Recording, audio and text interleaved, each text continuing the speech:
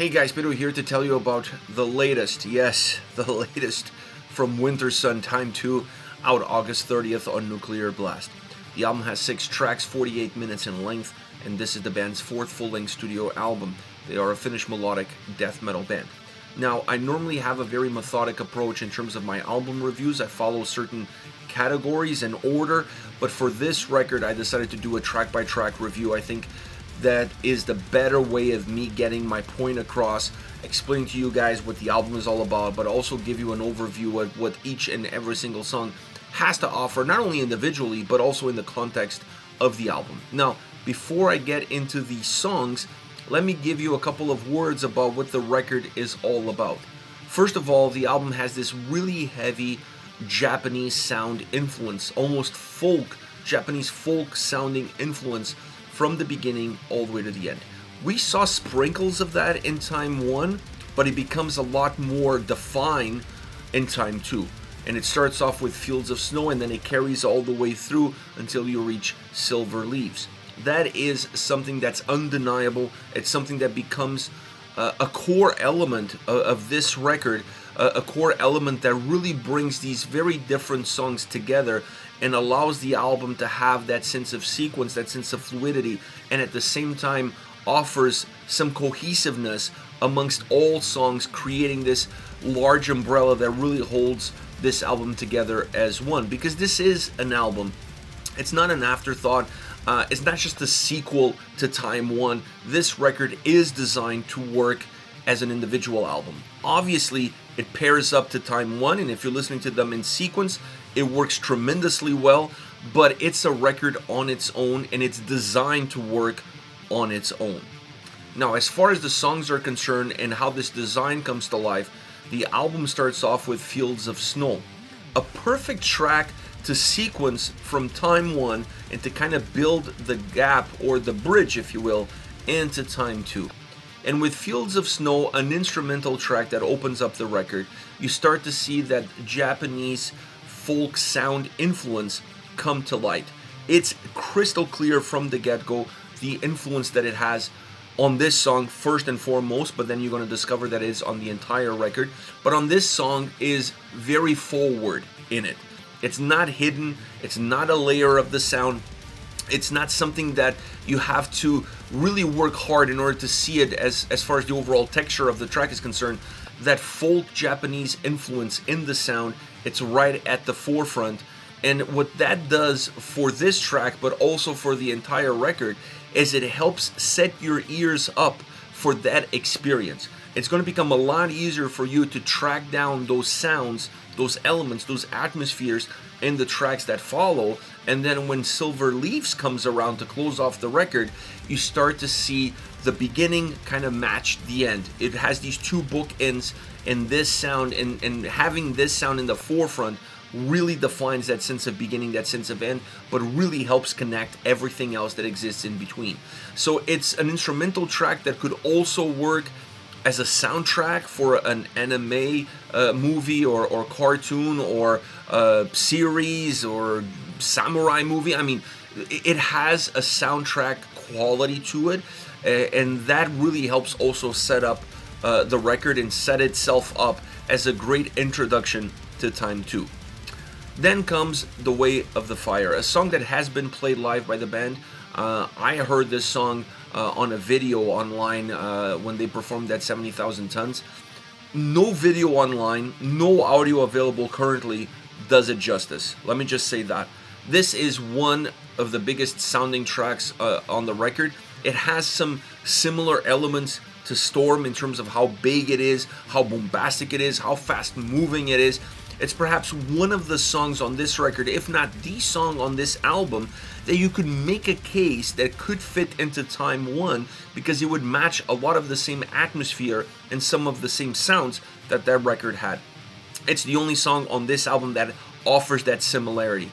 But it's a very bombastic track. On the back end of this song, you have that underlining Japanese folk sound influence that kind of lingers in from Fields of Snow into The Way of the Fire, but not in the forefront, now more as a secondary role on this track. But it's a great song, so powerful, great guitar sound. The drums are insane on this song, super aggressive with so much strength, so much volume. It's a great song, very heavy, very melodic, very driven, killer vocals throughout, a real complete track, a track that really brings to life everything that I fell in love with Wintersun is represented in The Way of the Fire. Like I said, to me, this is the only track on this record that you could make a case for Time 1, but it's nice to have this as the second song because you still feel like you're coming off of Time 1 into Time 2, so having this song earlier on also helps with that connection between both records. Then you have One with the Shadows. This is what I would like to call the ballad of the record. It's the slower song on the album. It's perhaps the most melancholic track on the album. It has a lot of traditional Finnish melancholic melodeath vibes in this song. It still carries that Japanese influence. It's still there. It's still an underlining melody to the track. But overall, what rises to the surface is that more melancholic nature that we've come to appreciate from traditionally Finnish bands. This song has that DNA at its core. It's a more slower song, like I said, more of a ballad. It has a lot of those ballad-esque elements into it, and it helps slow things down after things got to such an eruptive start with The Way of the Fire. So it's a song that brings the mood of the record slightly down, perhaps more than just slightly. And then it builds in. From this song, you start to feel like you're moving in a very slight way. There's not a smooth transition, if you will, but there is a slight transition into Ominous Clouds. Ominous Clouds is another instrumental track that I feel adds incredible value to this record for two reasons. One, it ties in perfectly with Storm. One could make an argument that these two songs are just one track because the elements that bind them together really elevate both songs when you think about having them in this sequence. But it's also a song that showcases the guitar playing of Jari. It's phenomenal guitar playing on this track. It's like a clinic. When you go to an old school metal show, there's sometimes those moments where everybody leaves the stage and the guitar player is on stage and he does like a solo performance for like 5 minutes, 6 minutes, 10 minutes, depending on the band. This track kind of has that vibe. It has that feel of everybody leaving the stage and just letting the guitar player showcase its talent.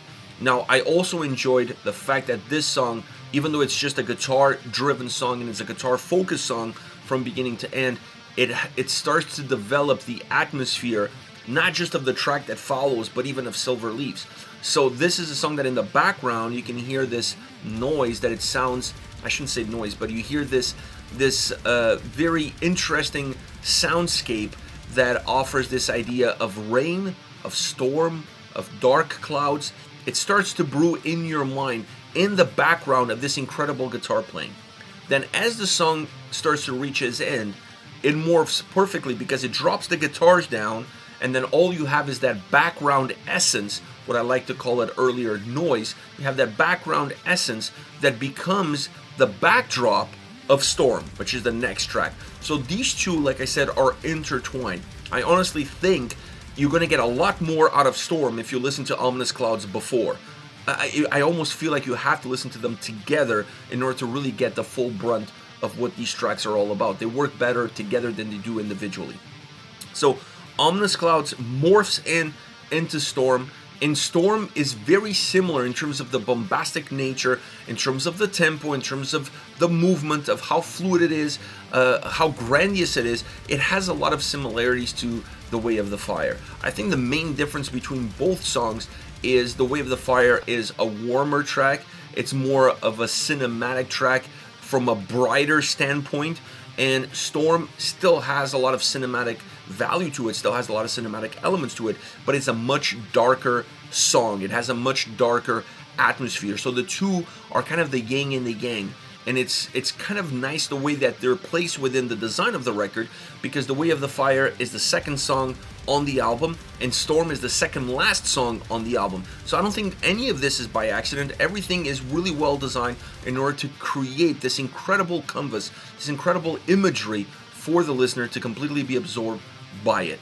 And then comes Silver Leaves, the final track on the record. Now, some of that storm sound, some of that rain, that background noise, if you will, continues on into Silver Leaves. It allows the sequence between these three songs to be almost seamless.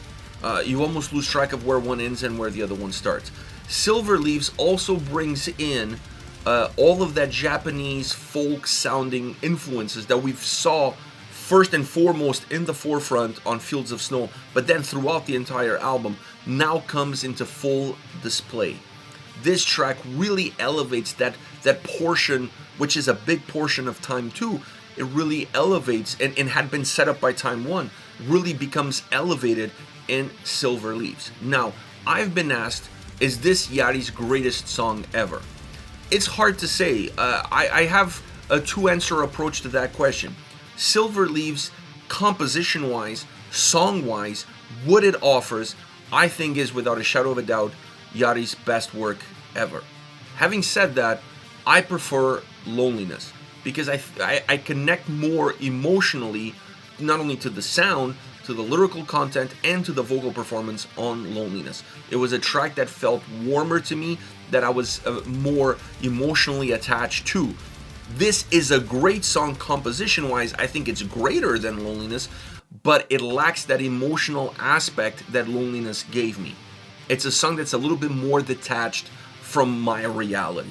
So that's where I put these two tracks, but they're up there. These two songs are the two greatest songs Yachty has ever written. I have no doubts about that. It really comes down to which one you connect the most with from an emotional standpoint, or if you're analyzing the two songs from a pure songwriting perspective. Now, Silver Leaves is everything that everybody has ever hoped for. It's an outstanding song. It's a larger-than-life track, heavy on that Japanese influence. I think that must be said because it's a huge part of this song. There are times that vocally, even sounds vocally, like there is a Japanese singer in it. That is the extent of where this song goes as far as that atmosphere is concerned.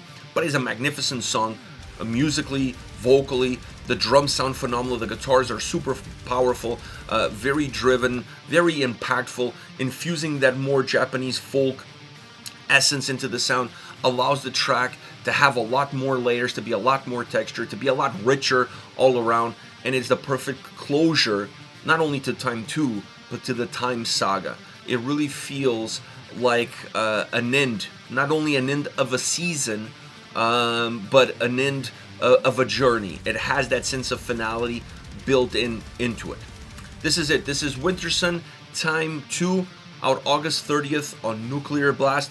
Let me know your thoughts on the band, on the songs, any questions you may have about the record. Hit me up in the comment section, and I'll see you all at the next video. Take care, guys.